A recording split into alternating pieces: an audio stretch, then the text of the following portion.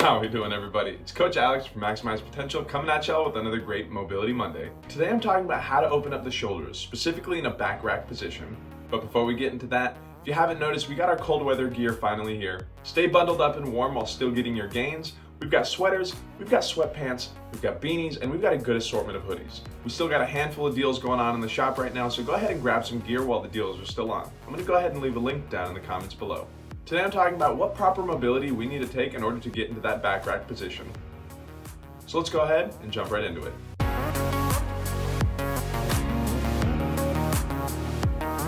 We're out at the gym with Scott.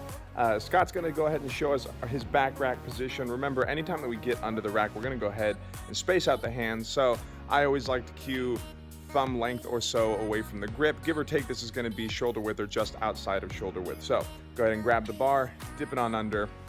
Now we should have a decent squeeze in the upper back here. Now this back position is going to be very dependent on our shoulder and overall external rotation mobility. So if we were limited in this position, we could be pretty tight in either the pecs or the lats. So I'm going to show us a couple of different ways that we can get into those two areas and improve this position. This first exercise that we're going to be getting into is going to be a Pec Pin Stretch. So we're going to go ahead and grab a lacrosse ball. Now we can do this either on a doorway or a rack at your gym. So we're going to go ahead and pin that up against the rack, and we're going to want to go ahead and place that on the pec a little bit closer to that shoulder. So once we find a spot that's going to be a little bit tender, we're going to take that arm out to the side. Now what we want to do is introduce a little bit of a stretch to this muscle. So we're going to go ahead and raise that up over above the head. We're gonna go and come on down once we get down to the top. Good exhale as we come down. We're following the breath here, so good inhale as we come up.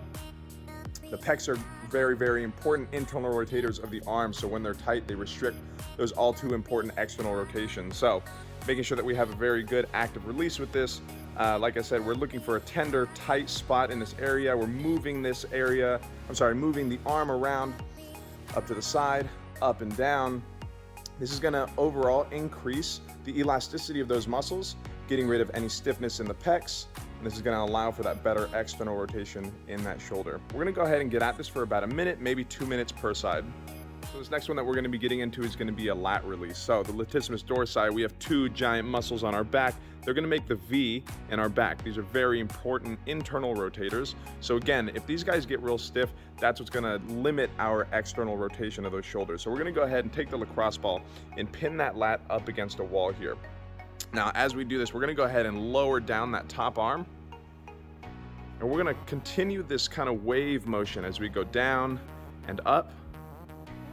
Staying with the breath, of course. Good inhale at the top, exhale as we come on down. We can even involve a little bit of extra movement as we come across the body. Like I mentioned, this is responsible for a lot of the internal rotation, pulling motions that we do. That lat attaches at the humerus, so that top arm bone. And when we get stiff, it doesn't allow us to get into that proper external overhead position that we want. We're going to play with a couple of different positions here, going up, down, to the side. We're going to be here for about a minute, maybe 2 minutes or so. All right, this last one that we're going to get into, now that we're nice and released, we always talk about we want to roll and then follow it up with a stretch. So we're going to go ahead and get into a child's pose. Now, the way that I like to get into this is we're going to put our big toes together. Now, this is going to allow us to open up those knees nice and wide and let us really lower that belly down as we get into a good exhale. So we're going to sit that butt back into a good child's pose as we go ahead and elongate the arms, stretching them out forward. We're going to take a big inhale and exhale as we reach forward. It's going to help increase that stretch. Now, what I want us to do is take a big inhale, and we're going to exhale and walk those hands out to that left side. Now, as we walk the hands out to the left side, we should feel a little bit of a stretch in that right side of that lat. We could feel this going down into that QL.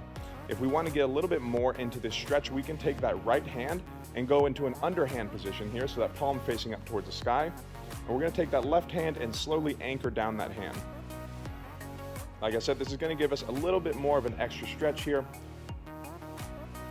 Now that we're here, we can get into some really good diaphragmatic breathing.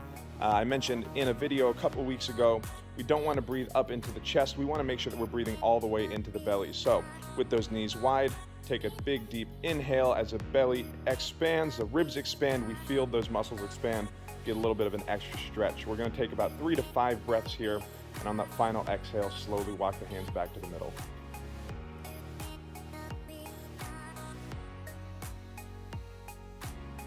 Find a nice comfortable position here. We'll take one more transition breath as we walk those hands back to the opposite side. Again, we will take the stretch affected side, go underhand, and go ahead and anchor down with the opposite hand. We'll be here for about 3 to 5 breaths per side.